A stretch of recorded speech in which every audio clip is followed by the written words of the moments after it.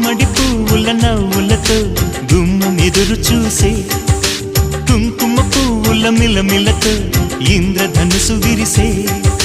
వస్తారా మా ఇంటికి ప్రతిరోజు సంక్రాంతికి గుమ్మడి పువ్వుల నవ్వులతో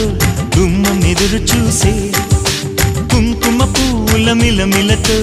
ఇంద్రధనుసు విరిసే